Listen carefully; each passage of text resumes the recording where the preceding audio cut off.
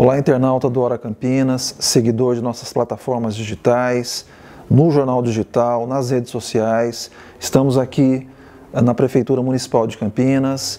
Viemos conversar um pouquinho com o prefeito Dário Saad, homem público que governa uma cidade de 1.200.000 habitantes, uma metrópole, uma das maiores do Brasil, uma cidade que tem uma posição de vanguarda em vários segmentos da sociedade, como ciência, educação, saúde, tecnologia, mas também uma metrópole com seus problemas urbanos, suas carências sociais. Viemos saber um pouquinho do que pensa o prefeito nesse aniversário de 248 anos da cidade e também falar um pouquinho sobre o homem que está por trás do cargo de prefeito de Campinas.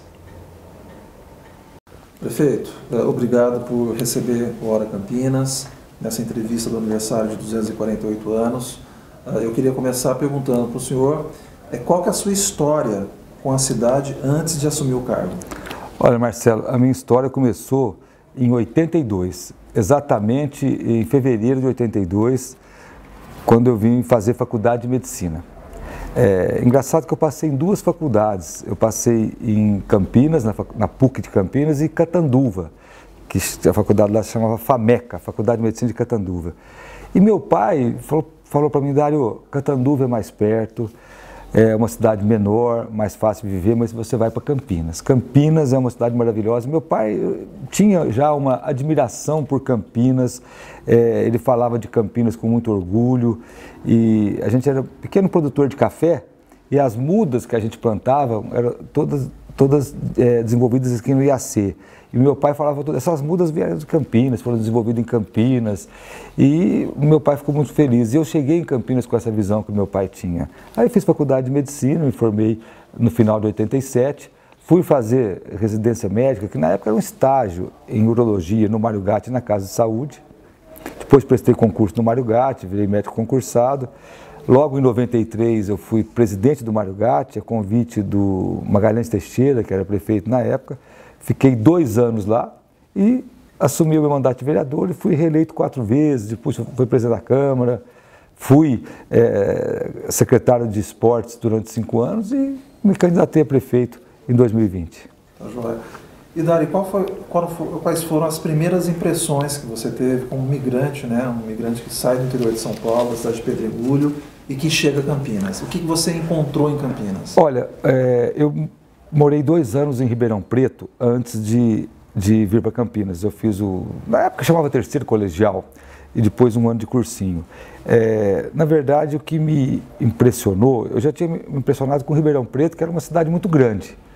E quando eu falei para muita gente que eu viria para Campinas, todo mundo disse: olha, Campinas é o dobro de Ribeirão Preto, é uma cidade grande. O que me impressionou aqui, primeiro foi o tamanho da cidade. O tamanho da cidade me impressionou muito. O gigantismo da cidade. Em segundo lugar, o seu povo. Eu achei um povo empreendedor, um povo guerreiro, uma população, sabe, uma população diferenciada. Isso tudo me surpreendeu muito. Sabe, você chegar numa cidade que já pensava o futuro, uma cidade que discutiu o futuro, uma cidade que já era naquele tempo importante no cenário nacional. Então tudo isso, essa grandeza de Campinas me impressionou muito. E provavelmente nos anos 80, Campinas tinha metade da população que tem hoje, né? Aproximadamente a metade. Eu acredito que tinha em torno de 600.000 habitantes, 650, para você ter uma ideia, quando a João Boy Dunlop, ela era duplicada até o Londres. Do Londres para frente, até para chegar no Hospital da PUC, era pista simples, uma pista muito ruim. Então era uma cidade, metade de Campinas, e com problemas sérios também, como nós temos hoje, mas era uma cidade metade do que é hoje. Dário, e que sentimentos que você carrega no coração, fazendo um pouco a leitura desses 40 anos, né? Isso. 40 anos que você está aqui, exatamente 40 anos. Como migrante, veio, né, com um sonho da medicina e acabou encontrando a governança. Então, que sentimentos que você carrega desde então? O principal sentimento é a gratidão. Eu me apaixonei de cara por Campinas, repito, influenciado pela paixão que meu pai tinha, e a minha vida aqui foi uma vida fantástica. Campinas me deu a graduação em medicina, me possibilitou a carreira política de representatividade como vereador, como secretário, e meu sentimento maior em relação a Campinas é a gratidão pela cidade, o amor e a gratidão, sabe? Reconhecer uma cidade desse tamanho, uma cidade dessa importância no cenário nacional, que recebe um imigrante que veio do interior de São Paulo fazer faculdade e abre as suas portas para que essa pessoa possa ser representante na Câmara, possa ser secretário, prefeito da cidade, o sentimento é de gratidão. E por isso que esse amor que eu tenho pela cidade, ele nasceu nessa gratidão, nessa relação que eu tenho com a cidade de Campinas. E, Dário, a cidade ela é referência, né, internacional, nacional, sede de região metropolitana. Se você tivesse que elencar algumas virtudes que você considera fundamentais dessa cidade, né, quais são essas virtudes? A principal virtude que eu considero é a característica da sua população. População realmente empreendedora, uma população que soube construir uma metrópole dessa magnitude. E outras características, né? Campinas vem, nas últimas décadas, melhorando muito seus indicadores de desenvolvimento humano, apesar da desigualdade social, apesar da miséria que a gente tem em alguns pontos, que se agravou na pandemia, mas a cidade ela é referência no desenvolvimento humano que ela tem, na sua infraestrutura, e a cidade é referência também na sua área de tecnologia, inovação. Hoje tem uma palavra muito moderna que chama ecossistema de inovação, que é ter todas as características para a cidade desenvolver do ponto de vista da tecnologia, da inovação. E Campinas tem. Eu acho que o ponto forte de Campinas é essa vocação para a tecnologia e não se esquecendo de outros setores fundamentais. A indústria em Campinas é muito forte, o setor de serviços é um setor que cresce muito na cidade de Campinas e uma característica fantástica que é a sua localização geográfica. Nós temos aqui as melhores rodovias cruzando a cidade, nós temos uma proximidade muito grande com a capital do país, do ponto de vista econômico, a cidade de São Paulo, temos uma proximidade com o Porto Santos, temos um aeroporto internacional que é o maior de carga da América Latina e caminhando muito forte para um aeroporto importante de passageiros. Então, tudo isso faz da cidade, junto com a questão também do ensino. Nós somos uma cidade que temos 17 instituições de ensino de nível superior. É muita coisa. Para o desenvolvimento do futuro, a gente tem que ter pessoas qualificadas e a educação é o caminho que nós observamos. Então, a cidade tem essas características que, no meu ponto de vista, são as razões que colocam como uma das principais cidades do país. Você falou em ecossistema. A iniciativa privada, historicamente, ela traz um certo sentimento de frustração em relação a posicionamentos do poder público. Eu queria saber se a prefeitura ela está atenta a essa questão e de que forma que ela tem se relacionado com a iniciativa privada empreendedora, investidora de Campinas. Olha, nós estamos com um relacionamento com a iniciativa privada muito bom. Nós lançamos, mesmo durante a pandemia, onde a gente enfrentou a maior crise sanitária desse século, nós fizemos um plano de ativação econômico-social, que é o nosso PAS. E muitos das ações do PAS foram construídas com a iniciativa privada. Eu vou dar um exemplo importante. Nós fizemos uma nova lei de incentivos. A lei anterior era uma lei boa, mas ela exigia um investimento mínimo de mais de 113, 115 milhões de reais. Nós estratificamos, reduzimos a quantidade mínima de investimento para que a empresa possa ter algum incentivo, e essa lei foi construída com grupos de empresários, com o Ciesp Campinas, que participaram da elaboração dessa lei, que já está em vigor, regulamentada, 100% em aplicação. Outros caminhos, por exemplo, nós reduzimos o IPTU de galpão, que era uma demanda grande do setor logístico da cidade de Campinas. Então, nosso relacionamento com a iniciativa privada melhorou muito. Campinas realmente tinha, há muitos anos atrás, essa fama de ser uma cidade que não era amigável ao empreendedorismo, aos grandes investimentos, e isso, nesse 1 ano e meio, a gente tem trabalhado muito e temos tido resultados. Agora, Dário, como uma metrópole, ela tem as suas carências, ela tem os seus desafios. Certamente que nós não estamos falando de forma evidente numa Belíndia, né? Num lugar onde se tem um IDH de altíssimo nível e num lugar onde você passa a fome e miséria. Mas Campinas agrega um pouco dessas duas características, né? Da desigualdade social.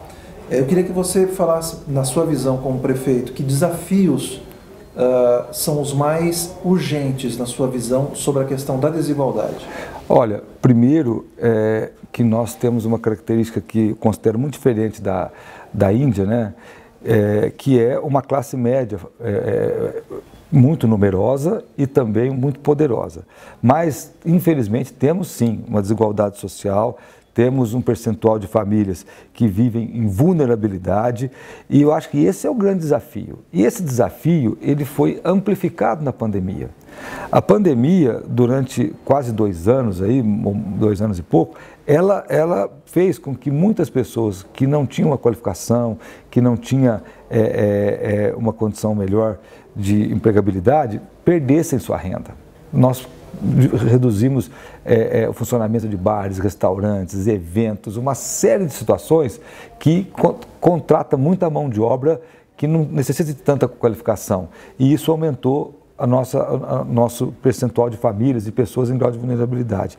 Fizemos o ano passado, além dos programas sociais da Prefeitura, Cartão Nutrir, Auxílio Campinas, Protege Campinas, nós fizemos uma campanha imensa de arrecadação de alimentos que passou de 100 mil toneladas, 100 mil cestas básicas, que é o Campinas Sem Fome. Isso amenizou. Mas não é suficiente. Nós, nesse mesmo período, nesse plano de ativação econômica, nós investimos muito em qualificação profissional, capacitação profissional. Tivemos milhares e milhares de cursos gratuitos. Estamos investindo também no ensino profissionalizante. O CEPROCAMP inaugura nos próximos dias uma unidade imensa no Campo Grande. Nós inauguramos a unidade do Ouro Verde. Estamos lançando a licitação, a contratação da empresa para a construção do CEPROCAMP no Campo Belo. E isso vai tentar diminuir a desigualdade social na sua origem, porque as políticas de transferência de renda, as políticas compensatórias são muito importantes no momento da crise. Mas você não pode perpetuar essa situação. Essas pessoas não podem ficar sendo assistidas só nas suas subsistências. Tem que ter um horizonte futuro. E na educação profissionalizante, nos cursos profissionalizantes, na capacitação, nós estamos também tentando tirar essas pessoas da vulnerabilidade. Quer dizer, não é só uma política de renda mínima ou de bolsa. É preciso gerar renda e emprego. De renda e emprego. E para gerar renda e emprego, você precisa qualificar a pessoa. Sabe, não é à toa que nós já inauguramos um CEPROCAMP no Ouro Verde com iniciação em robótica, sabe? Não são cursos especializados em tecnologia, mas é uma iniciação importante. O CEPROCAMP do Campo Grande, logo nos próximos meses, vai estar em funcionamento, o prédio está pronto. Não é promessa, não, está pronto o prédio. O CEPROCAMP lá do Campo Belo já vai começar as obras. Então, investir nessa qualificação, além das parcerias que a Secretaria de Educação tem feito com entidades religiosas, com centros comunitários, com várias instituições para levar cursos de qualificação. Então, na verdade, a gente tem que preparar as pessoas para o empreendedorismo, mas também não é todo mundo que consegue fazer um negócio, que consegue empreender e gerar renda. E temos que qualificar as pessoas para também ter um emprego digno.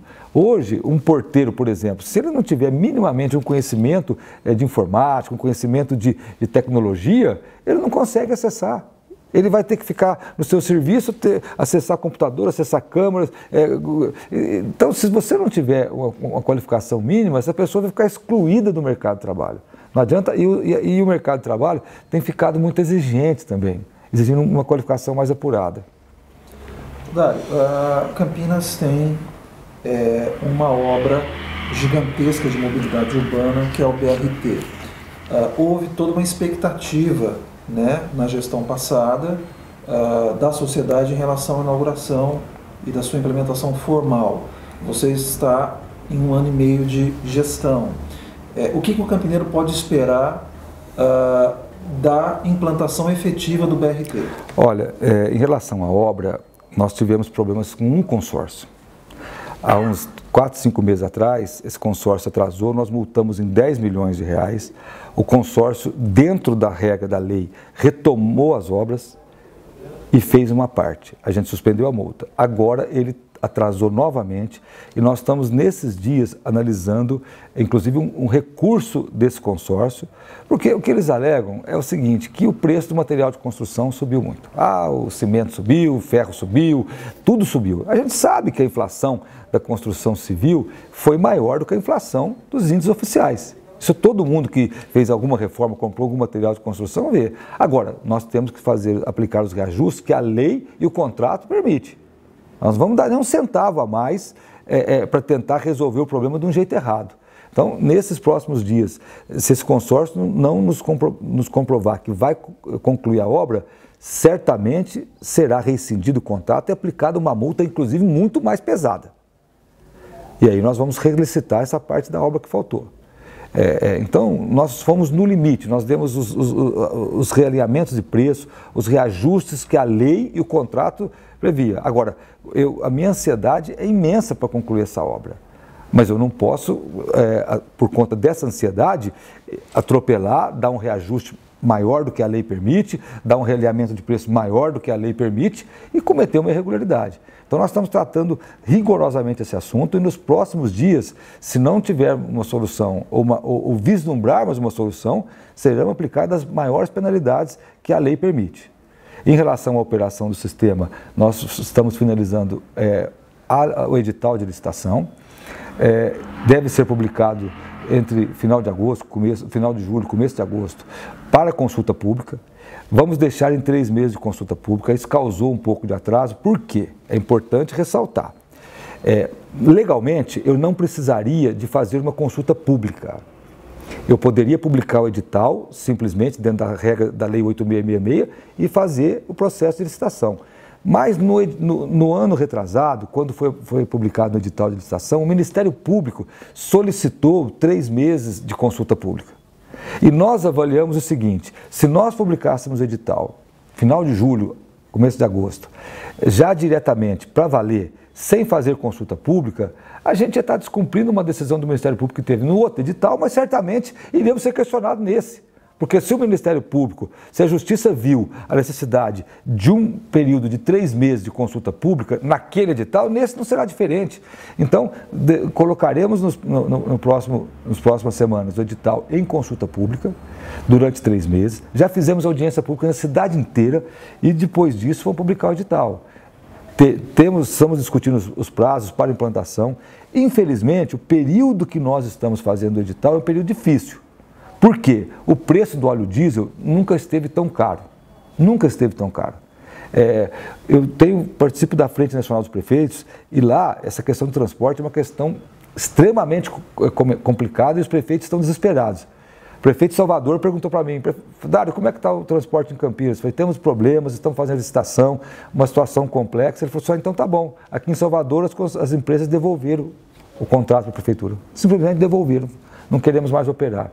Então, fazer esse processo de licitação de um sistema novo, num período com óleo diesel muito caro, custos do transporte coletivo caro, não é fácil. Mas nós estamos finalizando e vamos enfrentar esse desafio. Tá? Esse foi o motivo. Esses 3 meses que a gente deu de consulta pública foi observando a decisão que houve da Justiça no edital anterior. Tá? Percentualmente em relação à obra do BRT, o que está faltando? Olha, nós estamos faltando em torno de 5%. Tá. Tem a questão das estações do Terminal Verde, lá do Vida Nova, tem também aqui o viaduto da Transamazônica, que esse viaduto a gente já conseguiu recurso, inclusive aquele empréstimo que nós fizemos no Banco do Brasil foi destinado. Esse viaduto teremos novidade nos próximos dias. Porque como se trata de uma obra que teve financiamento do governo federal, teve uma parte financiada pelo governo federal, tudo é feito com auditoria e acompanhamento da Caixa Econômica Federal. Então, essa parte do viaduto da Transamazônica está finalizando, temos o recurso já e estamos nessa parte desse consórcio que, infelizmente, foi muito bem em 70%, 80% da obra e no final alegando problemas no aumento do custo da construção, atrasou o cronograma. Agora, por conta então da consulta pública dos 3 meses, seria praticamente inviável uma operação do BRT ainda esse ano? A operação do BRT total esse ano é inviável, porque nós queremos concluir esse ano a licitação. Depois, todo o processo dessa magnitude, a empresa que ganhar a licitação, ela tem um período para entregar os ônibus novos. Isso é obrigatório dentro do processo legal. O maior desafio não é que a empresa coloque os ônibus novos. A partir do momento que uma empresa ganha um consórcio, ganha uma licitação dessa, ela, tendo perspectiva de ficar o período do contrato, ela consegue financiamento para comprar ônibus. O maior desafio é fazer a licitação, porque as empresas já estão sabendo quantos ônibus ela tem que colocar de piso alto, qual que é a quantidade. A gente calcula que são em torno de 120, 130 ônibus que são piso alto, que vão operar os 2 corredores. Agora, Dário, você tem um outro nó aí na gestão, que é o Mário Gatinho. Isso. Né?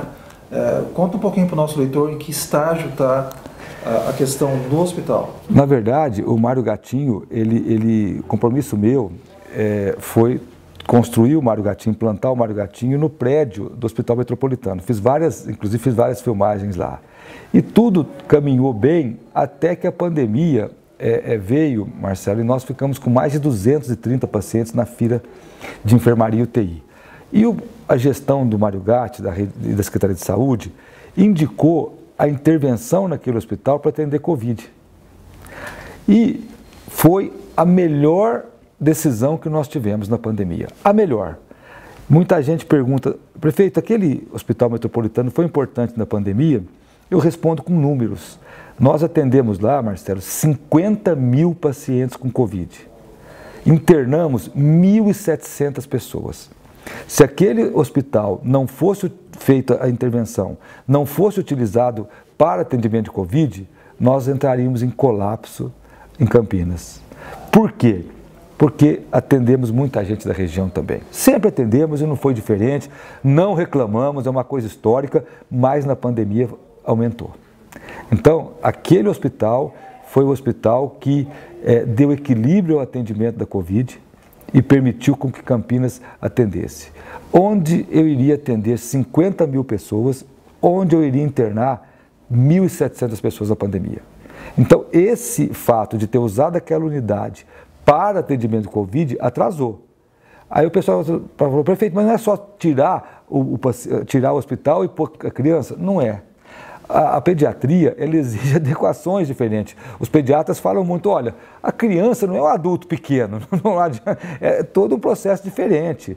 Então, nos próximos dias, nós vamos lá no Mário Gatinho, nós vamos fazer uma divulgação de como será o cronograma de adequações que já começaram. Nós já começamos as adequações, mas exige uma série de questões mais técnicas, a revisão da rede de gases, a revisão elétrica, a revisão de telhado, uma série de coisas que a gente acredita que em 3, 4 meses ficará concluído. Então, o Mário Gatinho deve iniciar esse ano. Dizer que vai funcionar esse ano, porque a partir do momento que você termina a parte física, você tem a parte de transição, mas a parte de transferência de toda a pediatria do Mário Gatti para essa unidade. E mais, né, Marcelo, uma coisa importantíssima é o seguinte, a cidade não vai ganhar só um hospital exclusivo pediátrico, a cidade vai ganhar muito mais espaço dentro do Mário Gatti para atendimento de adulto. Porque aquele espaço que hoje ocupa a pediatria do Mário Gatti, ele vai ser transferido para o Mário Gatinho. E, por exemplo, o último andar do Mário Gatti é pediatria. Lá no pronto-socorro tem uma parte de pediatria, que eu sempre achei inadequada. Pediatria tem que ser um atendimento reservado, diferenciado, o que nós vamos fazer. Então, assim, se nós não tivéssemos usado aquele hospital para a pandemia, o Mário Gatinho estava funcionando. Mas eu pergunto, onde eu iria internar 1.700 pessoas? Onde nós iríamos atender 50 mil pessoas? Então, tudo isso, a pandemia, não é que eu estou dando desculpa, não. O prédio está lá alugado, está tudo certo. Agora, esse prédio foi uma bênção para a cidade de Campinas para atender durante a pandemia. Tirou do Mário Gatti todo o atendimento que o Mário Gatti fazia de Covid, jogou para o Hospital Metropolitano, ampliou a internação de UTI, a internação de enfermaria, internação de leite de retaguarda. E mais, o fundo do Mário Gatti é pertinho do fundo ali. Então, muitas vezes, tinha problema de atendimento, o médico do Mário Gatti, em 2 minutos, estava lá, e isso foi fantástico. Então, a gente acredita que nesse final de ano concluímos todas essas adequações, queremos funcionar esse final do ano, mas nós vamos passar um cronograma com muita realidade. Porque mudança de casa já é difícil, mudança de hospital é um pouco mais complicado. O prefeito vai exigir contratação, Mário Gattinho? A princípio, um pouco de contratação, sim, mas como vão ser transferidos as equipes pediátricas, então a contratação é bem menor. Tá joia. Prefeito, a gente está em período pré-eleitoral. Eu queria saber como é que o senhor, prefeito de Campinas, uma cidade importante no cenário nacional, vai se posicionar com esses palanques polarizados. O senhor está numa posição, digamos, ingrata, né? Porque o senhor, de alguma forma, está num partido de um dos lados polarizados, mas eu sei que o senhor tem uma conversa muito ampla com vários setores da sociedade. Então, uma pergunta direta: como o senhor vai posicionar em relação à corrida no Planalto e como se vai se posicionar em relação ao governo de São Paulo? Olha, nós temos um posicionamento partidário. O nosso partido tem um candidato a governador do estado de São Paulo e nós estamos definindo, até o final do mês, o posicionamento global do Republicanos. Como você falou, é uma situação complexa, porque eu acredito que o clima político está muito quente. Essa polarização, ela não ajuda do ponto de vista do desenvolvimento do país, do ponto de vista do desenvolvimento da sociedade. Eu tenho tido excelente relacionamento com o governo federal, com o governo do estado, nos assuntos que interessam a cidade de Campinas, nos assuntos que interessam a população de Campinas. Nós estamos fazendo um trabalho grande de pegar parte do pátio ferroviário para poder dar uma destinação com o governo federal, está caminhando muito bem. Nós estamos com algumas demandas junto ao governo estadual também. Agora, eu vou fazer de tudo para que o clima político não interfira nos interesses de Campinas. Cada um tem o seu posicionamento partidário, o seu posicionamento eleitoral, mas eu vou trabalhar para que isso não interfira do ponto de vista dos interesses que a cidade de Campinas tem junto ao governo federal, junto ao governo do estado. Vai subir em palanque? Olha, eu não sei nem se vai ter o palanque tradicional, porque é proibido pela lei eleitoral o showmício, né? Mas nós vamos analisar. Eu acredito o seguinte: eu vou trabalhar respeitando a minha filiação partidária e respeitando a cidade de Campinas, respeitando os interesses da cidade de Campinas. Antes da eleição tem o aniversário de Campinas. Estamos na iminência aí do 14 de julho. Eu queria que o senhor falasse um pouquinho da agenda e que presente a prefeitura, enfim, né, os agentes públicos prepararam para esse momento. Olha, nós temos muita coisa. Muita coisa. Vou te falar algumas aqui para você ter uma ideia. Nós vamos dar uma ordem de serviço para trocar 135 quilômetros de rede de água. Nós vamos dar ordem de serviço para construir reservatórios, nós vamos dar o cronograma de implantação do Mário Gattinho, nós vamos inaugurar mais de 15 praças, vamos ter uma programação cultural intensa, esportiva. Então, assim, vamos ter anúncio de programas como você está aqui, a plataforma eletrônica para avançar na digitalização dos processos no departamento de urbanismo da cidade, sabe? Vamos entregar um grande centro profissionalizante no Campo Grande. Então, a cidade, ela vai, sem dúvida, ter muitos presentes da prefeitura nesse aniversário de 248 anos. Se eu for falar tudo aqui, a gente vai demorar um pouco, mas do ponto de vista de entrega é muita coisa. Claro que Campinas merece muito mais. Campinas é uma cidade, como eu disse, que merece muito mais, mas tem muita coisa sendo entregue nesse mês de julho. Valadares, é um momento de alegria e celebração depois de 2 anos de pandemia, né? Foram 2 anos em que não foi possível preparar uma agenda de programação, né? Qual que é o sentimento, então, de retomada nesse momento com essa agenda prevista? É um sentimento muito bom, é um sentimento de alívio, um sentimento de alegria. Eu fui esses dias num show na Concha Acústica, lotadíssima, e é muito alegre, é muito bom esse contato. A pandemia, ela nos privou da melhor coisa do mundo, que é a convivência, que é você estar com as pessoas. E nesse aniversário de 248 anos, esse clima vai ser muito simbólico. Nós sofremos muito com a pandemia, pessoalmente, nós sofremos profissionalmente, nós perdemos, todo mundo perdeu alguma coisa nessa pandemia, todo mundo perdeu. Muita gente perdeu familiares, perdeu filhos, pais.